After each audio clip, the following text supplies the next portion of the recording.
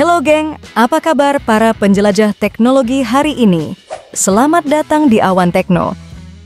Proses konversi kelapa sawit menjadi minyak goreng dan cangkang sawit untuk bahan bakar pembangkit listrik tenaga uap melibatkan beberapa tahapan yang sangat rumit dan panjang. Ini berarti melibatkan serangkaian teknik pemprosesan dan pengolahan yang kompleks untuk memperoleh produk akhir yang berkualitas dan efisien. Lalu bagaimana tahapan kelapa sawit dari perkebunan dan diproses hingga sampai ke tangan konsumen? Berikut sama-sama kita saksikan ekstraksi industri kelapa sawit tersebut. So, buat kalian semua tetap stay di sini.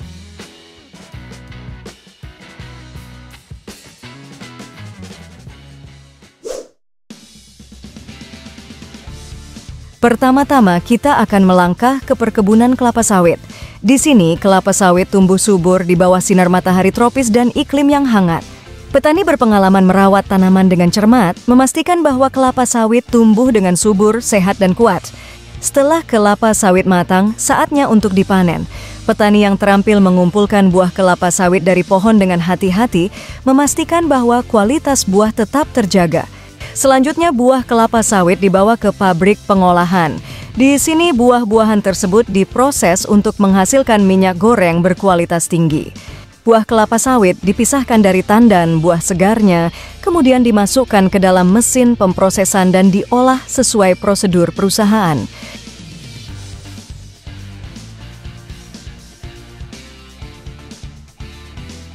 Buah tersebut diolah melalui serangkaian langkah, termasuk pemisahan, penggilingan, dan pemurnian sebagai salah satu tahapan yang dilalui buah kelapa sawit.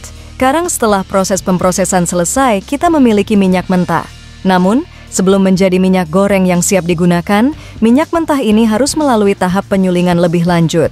Pada tahap ini, minyak mentah disuling untuk menghilangkan kotoran dan zat-zat tak diinginkan lainnya.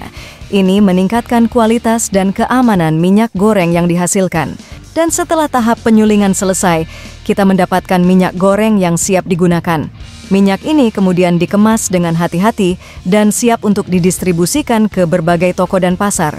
Jadi dari perkebunan hingga meja dapur kita, setiap langkah dalam proses ini dijalankan dengan cermat untuk menghasilkan minyak goreng berkualitas tinggi yang kita gunakan setiap hari.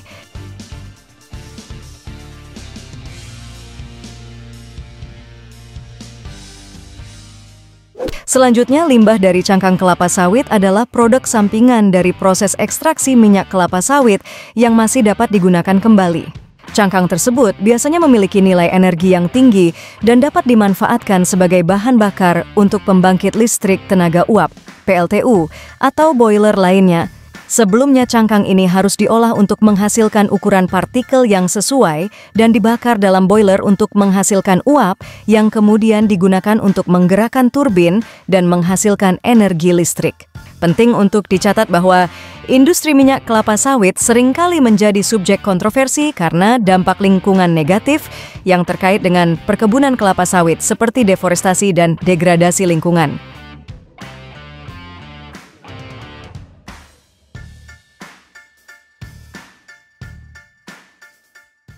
Pertama-tama cangkang sawit dikumpulkan dari pabrik pengolahan kelapa sawit. Biasanya cangkang tersebut kemudian disimpan dalam gudang atau area-area terbuka penyimpanan yang sesuai untuk menjaga kualitasnya. Cangkang sawit kemudian diproses dan diolah untuk menghilangkan kadar airnya. Pengeringan dilakukan agar cangkang menjadi lebih mudah untuk dibakar dan menghasilkan energi. Proses pengeringan ini dapat dilakukan dengan berbagai metode, seperti penggunaan mesin pengering atau pemanfaatan sinar matahari sebagai alternatif yang hemat biaya.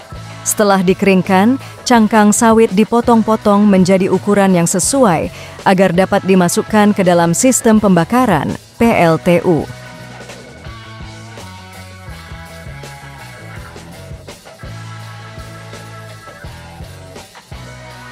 Penghancuran juga dilakukan untuk memastikan cangkang sawit memiliki luas permukaan yang cukup untuk pembakaran yang efisien dan proses pembakaran menjadi sempurna.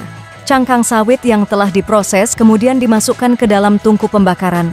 Di sini, cangkang tersebut dibakar untuk menghasilkan panas yang kemudian digunakan untuk mengubah air menjadi uap dalam boiler.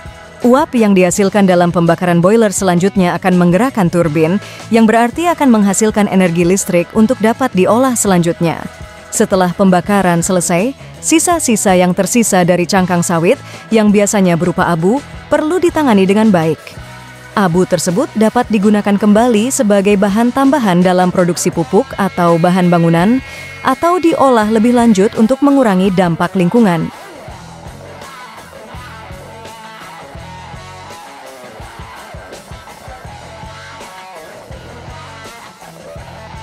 Manfaat penggunaan cangkang sawit sebagai bahan bakar, PLTU, adalah sebagai sumber energi terbarukan. Penggunaan cangkang sawit sebagai bahan bakar membantu mengurangi ketergantungan pada bahan bakar fosil. Pemanfaatan cangkang sawit membantu mengurangi limbah dari industri kelapa sawit dan mendukung konsep daur ulang yang dapat dimanfaatkan kembali sebagai energi listrik.